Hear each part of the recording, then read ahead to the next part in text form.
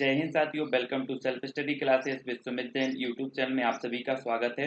दोस्तों, आज के इस वीडियो में हम पढ़ने वाले हैं हिंदी साहित्य से संबंधित निरंतर जो हमारी 1000 प्रश्नों की टेस्ट सीरीज चल रही है उसी का ये पार्ट 3 है। ठीक है, इसके पहले के 2 पार्ट जरूर देखें और 3 पार्ट है।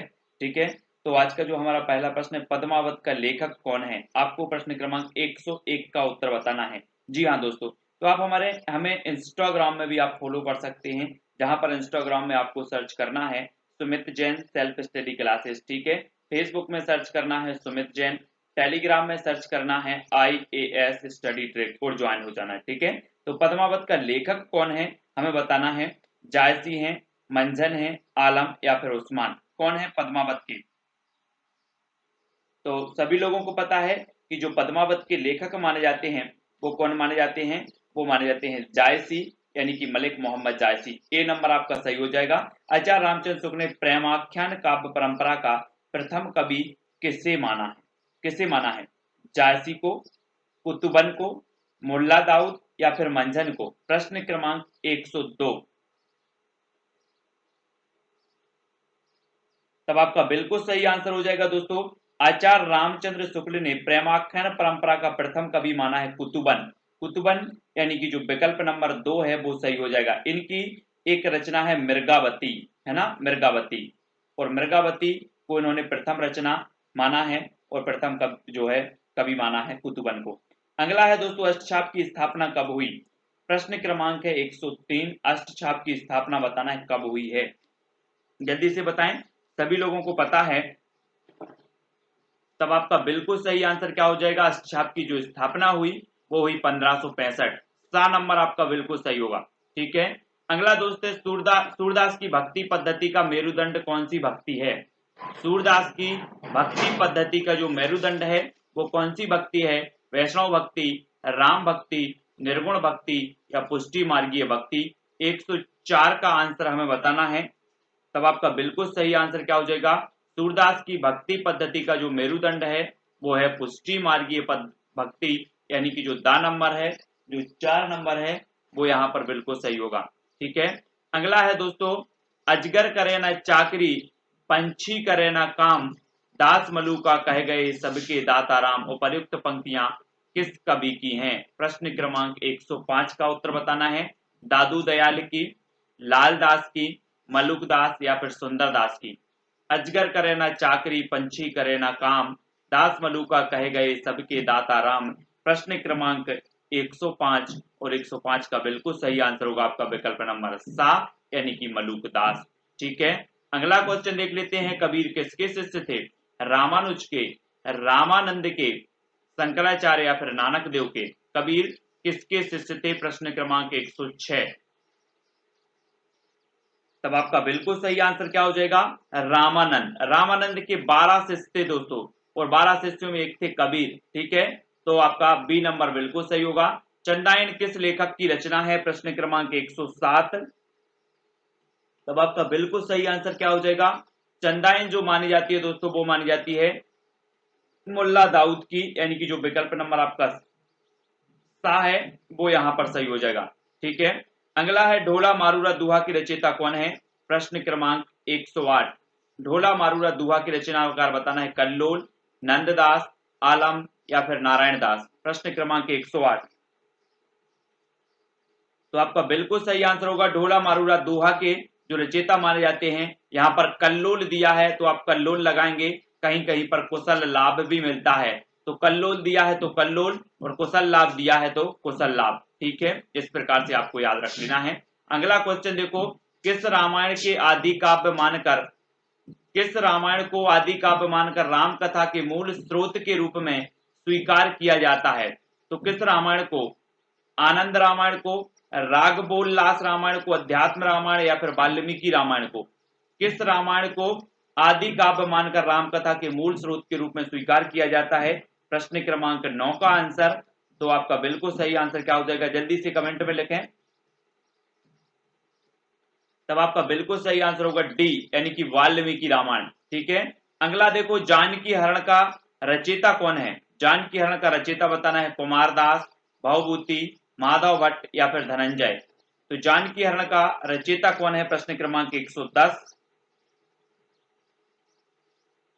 और राइट आंसर आपका होगा कुमार दास। कुमार दास यानी कि जो विकल्प नंबर आ है वो यहाँ पर कंप्लीट हो जाएगा, कुमार दास। ठीक है।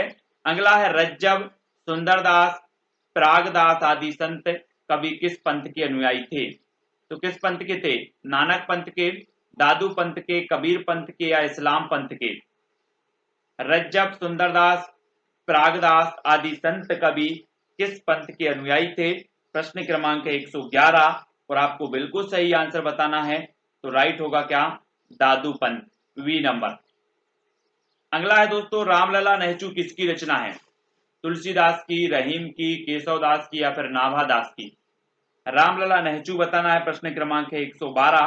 और 112 का आपका बिल्कुल सही आंसर होगा तुलसीदास जी की। किसकी रचना है?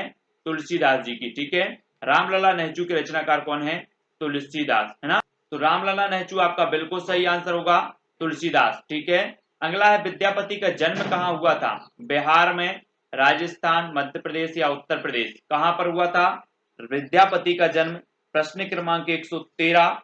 और 113 का बिल्कुल सही आंसर हो जाएगा विद्यापति का जो जन्म हुआ था वो हुआ था बिहार में। बिहार यानी कि जो विकल्प नंबर आ है वो यहाँ पर राइट होगा। ठीक है। किस संप्रदाय में कृष्ण के वामांग में राधा के साथ कृष्ण की उपासना का विधान है? तो किस संप्रदाय में है? राधा वल्लभ संप्रदाय, हरिदासी संप्रदाय, निम्बार्क संप्रदाय या फिर वल्लभ संप्रदाय? प्रश्न क्रमांक 114 का उत्तर।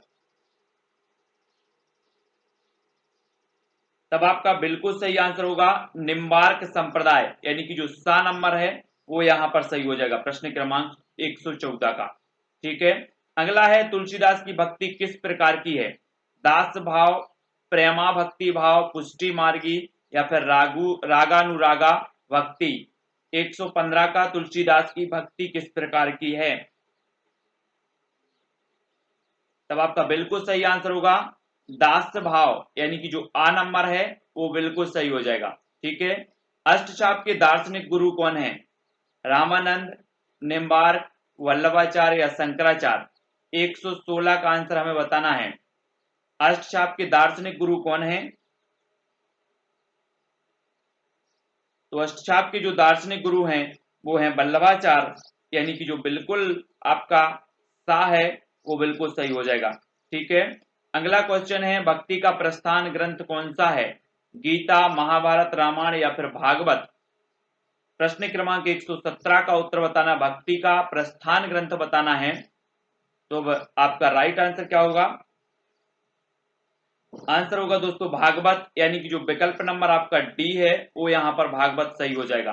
ठीक है। अगला है मैं कहता हूं आंखन देखी, तू कहता है कागज की लेखी, कहने वाले भक्त कवि कौन थे? कुंभन दास थे, दादू दयाल थे, रज्जब या फिर कबीरदास थे? 118। मैं कहता हूं आंखन देखी, तू कहता है कागज लेखी, ये कबीरदास का कहने वाले भक्त जो थे कबीरदास थे। अगला क्वेश्चन देख लेते हैं।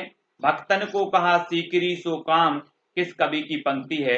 परमानंद दास की, कृष्णदास की, कुंभन दास की या फिर कबीरदास की? प्रश्न क्रमांक 119। भक्तन को कहा सीकरी सो काम किस कवि की पंक्ति है? और 119 का आपका बिल्कुल सही आंसर होगा, ये पंक्ति तो कुंभन दास की है, सा नंबर। ठीक है। नेक्स्ट है दोस्तों सूरदास का लीला वर्णन किससे प्रभावित है? महाभारत से, विद्यापति की पदावली से, गीत गोविंद से या फिर भागवत पुराण से? 120 का आंसर हमें बताना है कि सूरदास का लीला वर्णन किससे प्रभावित है। तो आपका राइट आंसर हो जाएगा दोस्तों भागवत पुराण से, डी नंबर। ठीक है। नेक्स्ट है इन कवियों में कौन सा कवि अष्टचाप से संबंध नहीं है? तो कौन सा नहीं है? कुंभन दास, केशवदास, सूरदास या कृष्णदास? 121 का आंसर बताना है इन कवियों में कौन सा कवि अष्टचाप से संबंध नहीं है। तो आपका बिल्कुल सही आंसर होगा केशवदास, यानी कि जो विकल्प नंबर आपका बी है, ये रीतिकाल के कवि थे। रीतिकाल और भक्तिकाल दोनों की कवि माने जाते हैं केशवदास, और बा नंबर यहाँ पर आपका बिल्कुल सही होगा। तुलसीदास कृत विनय पत्रिका की रचना किस भाषा में की गई है? तो किस भाषा में की गई? अवधी, खड़ी बोली हिंदी, ब्रज भाषा या फिर मैथिली? तो 122 का उत्तर हमें बताना है। और राइट आंसर आपका हो जाए उत्तर होगा व्रजभाषा। तुलसीकृत विनय पत्रिका की जो रचना है वो क्या है, व्रजभाषा है। ठीक है, नेक्स्ट देखो, केशवदास की किस रचना की गणना लक्षण ग्रंथ के अंतर्गत की जाती है? रतन बाबनी, रामचंद्रिका, जहांगीर जस चंद्रिका या फिर कवि प्रिया। 123 का आंसर बताना है। केशवदास की किस रचना की गणना लक्षण ग्रंथ के अंतर्गत की जाती है? और 123 का आपका बिल्कुल सही आंसर होगा कवि प्रिया, यानी कि जो विकल्प नंबर आपका डी है वो बिल्कुल यहाँ पर डी नंबर सही हो जाएगा। अगला क्वेश्चन देख लो, 84 वैष्णव की वार्ता का लेखक कौन है? गोकुलनाथ, नावादास, यदुनाथ या फिर हरिराय। 124 का आंसर, 84 वैष्णव की वार्ता के लेखक कौन है? तो आपका बिल्कुल सही आंसर होगा गोकुलनाथ, ए नंबर, आ नंबर आपका सही हो जाएगा गोकुलनाथ। ठीक है, नेक्स्ट है वर्वे रामायण किसकी रचना है? वर्वे रामायण तुलसीदास की, नरहरि वारहट की, केशवदास की या प्राणचंद्र चौहान की। 125 का आंसर, वर्वे रामायण किसकी रचना है? तो वर्वे रामायण की रचना है तुलसीदास, आ नंबर आपका बिल्कुल सही होगा तुलसीदास जी की। ठीक है, अगला है कृष्ण की सरस क्रीड़ाओं का वर्णन करने वाला प्रख्यात ग्रंथ कौन सा है? तो कृष्ण कर्णामृत, गीत गोविंद, कंस निधन महाकाव्य या फिर ध्वन्यालोक। कृष्ण की सरस क्रीड़ाओं का वर्णन करने वाला प्रख्यात ग्रंथ कौन सा है? 126 का आंसर,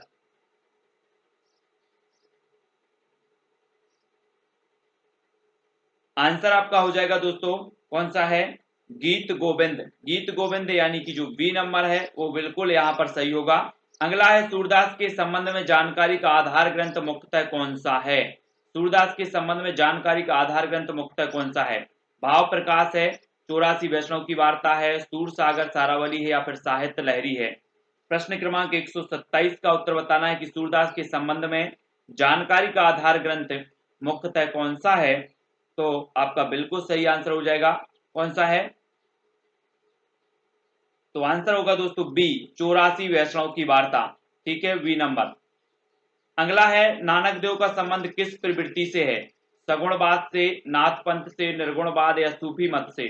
128 का आंसर बताना है, नामदेव का संबंध किस प्रवृत्ति से है? तो आपका बिल्कुल सही आंसर होगा दोस्तों निर्गुणवाद से। निर्गुणवाद यानी कि जो सा नंबर है वो यहां पर राइट हो जाएगा। परहित सरस धर्म नहीं भाई पंक्ति किस रचनाकार की है? 129 का आंसर यहां पर बताना है। तब आपका बिल्कुल सही आंसर होगा तुलसीदास, आ नंबर। ठीक है, किस काव्यधारा के अंतर्गत मूर्ति पूजा और अवतारवाद का विरोध किया गया? सगुण काव्यधारा, कृष्ण काव्यधारा, राम काव्यधारा या संत काव्यधारा। किस काव्यधारा के अंतर्गत मूर्ति पूजा और अवतारवाद का विरोध किया गया? तो 130 का आपका बिल्कुल सही आंसर होगा किस काव्यधारा के अंतर्गत? उत्तर हो जाएगा संत काव्यधारा, यानी कि दा नंबर जो है वो बिल्कुल सही होगा। भक्ति काल के अंतर्गत किस काव्यधारा में विवाह पूर्व समाज निरपेक्ष स्वच्छंद प्रेम का निरूपण किया गया है?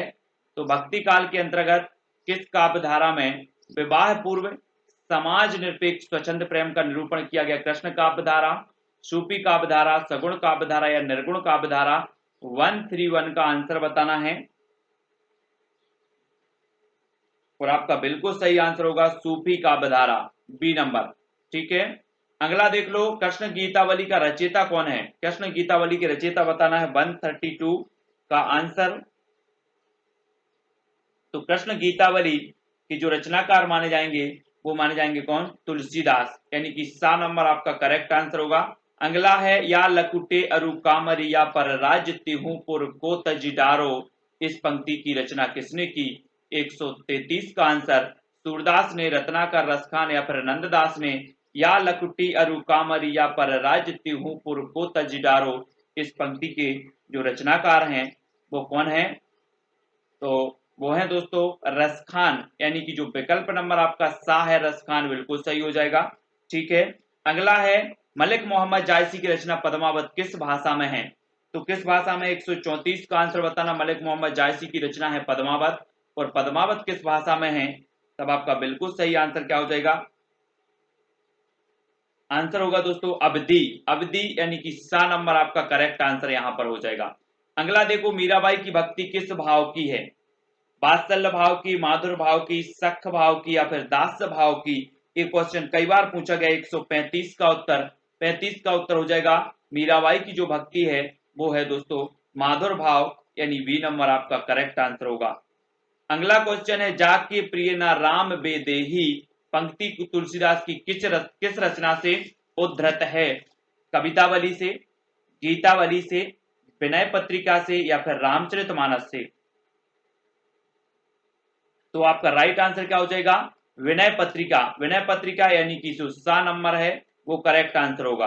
ठीक है, अगला देख लो, इनमें से किस कवि को ब्रज कोकिल कहा जाता है? सूरदास को, श्रीधर पाठक को, रसखान को या सत्यनारायण कविरत्न को? किस कवि को ब्रज कोकिल कहा जाता है? प्रश्न क्रमांक 137 और 137 का आपका बिल्कुल सही जो आंसर होगा दोस्तों वो क्या हो जाएगा? सत्यनारायण कविरत्न को ब्रज कोकिल कहा जाता है, ब्रज कोकिल। डी नंबर, दा नंबर आपका यहाँ पर कंप्लीट होगा। अगला है, संत साहित्य में सबसे अधिक पंडित कौन कवि थे? जल्दी से बताओ, रज्जब, दरिया, सुंदरदास या दादू दयाल? 138 का आंसर,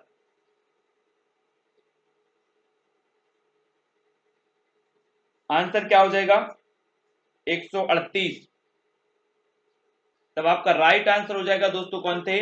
सबसे अधिक जो पंडित थे वो कौन थे? देखो, सबसे अधिक पढ़े लिखे की बात आती है तो सुंदरदास थे, है ना। पंडित जो थे वो दादू दयाल, दादू दयाल यानी कि दा नंबर यहाँ पर करेक्ट आंसर हो जाएगा। ठीक है, अगला क्वेश्चन है, दुल्हन गाबहू मंगलाचार पद किसके द्वारा रचित है? तो किसके द्वारा रचित है? तुलसीदास, कबीरदास, सूरदास या फिर रसखान? 139 का आंसर बताना है। दुल्हन गाबहू मंगलाचार पद किसके द्वारा रचित है? तो 139 का आंसर बताना है और 139 का जो आपका बिल्कुल सही आंसर होगा सूरदास, सा नंबर। ठीक है, अगला देखो, रामचरितमानस में कितने कांड हैं? 5, 12, 8 या फिर 7? तब आपका करेक्ट आंसर क्या हो जाएगा? 7, यानी कि जो डी नंबर है वो करेक्ट होगा। अगला है, मानुष प्रेम भयु बेकुंठी पंक्ति किस कवि की है?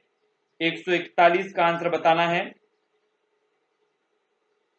तब आपका बिल्कुल जो सही आंसर होगा वो मलिक मोहम्मद जायसी की है। ठीक है, मलिक मोहम्मद जायसी। नेक्स्ट बात कर लो, रीतिकाल को श्रृंगार काल की संज्ञा देने वाले विद्वान कौन है? रीतिकाल को श्रृंगार काल की संज्ञा देने वाले विद्वान कौन है?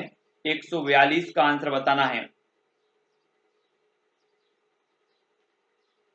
तब आपका बिल्कुल सही आंसर होगा, रीतिकाल को जो श्रृंगार काल की संज्ञा दी है वो दी है विश्वनाथ प्रसाद मिश्र ने, सा नंबर। ठीक है, नेक्स्ट बात करते हैं, कठिन काव्य का प्रेत किस कवि को कहा जाता है? 143 का आंसर और राइट आंसर क्या होगा? कठिन काव्य का जो प्रेत कहा जाता है वो कहा जाता है केशव दास को। ठीक है, आ नंबर। अगला है दोस्तों, आगे के कवि रीझ हैं तो कविताई ना तो राधिका कन्हाई सुमिरन को बहानो है, ये पंक्तियां किस कवि की हैं? मतीराम, भिखारी दास, रसलीन या फिर बिहारी की? तो 144 का आपका बिल्कुल सही आंसर हो जाएगा दोस्तों, ये भिखारी दास की हैं, वी नंबर। नेक्स्ट है, इनमें से कौन सी रचना मतीराम की है? सुजान चरित, कवि प्रिया, ललित ललाम या फिर जगत विनोद? 145 का जल्दी से कमेंट में लिखो। तो मतीराम की जो रचना है वो रचना कौन सी है? ललित ललाम, यानी कि सा नंबर आपका करेक्ट आंसर हो जाएगा। तो इसी प्रकार से ये हमारा पार्ट 3 था। ठीक है, हिंदी साहित्य में और बहुत सारे ऐसे पार्ट आने वाले हैं, तो फटाफट से सभी को लाइक करना है और रोज रात्रि 9 बजे वीडियो जरूर देखना है हिंदी साहित्य का। नेट वाले, पीजीटी, टेट वाले, टीजीटी वाले और भी जिस भी परीक्षा में हिंदी साहित्य पूछा जाता है उनसे संबंधित बहुत ही महत्वपूर्ण प्रश्न है। वीडियो कैसा लगा कमेंट के माध्यम से फटाफट से बताना है, लाइक करना है और शेयर करना है। आज के वीडियो के लिए बस इतना ही। जय हिंद,